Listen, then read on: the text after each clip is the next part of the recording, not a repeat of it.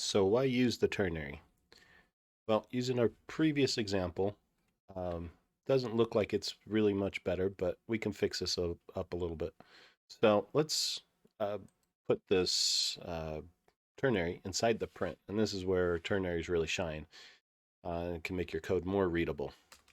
So instead of doing the string, let's just put our print statement here. And we're going to concatenate the result of the ternary. So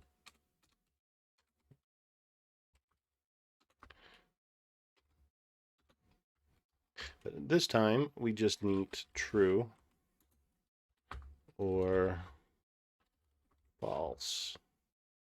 I also oftentimes in cases like this like to put my ternary inside a parenthesis. Sometimes your IDE makes you. Um, there we go. So now we don't need this anymore. I'll run this, and you can see condition was true, printed twice. And as you can see here, this one line down here takes care of these lines up here with the if-else statement. Pretty nice and clean.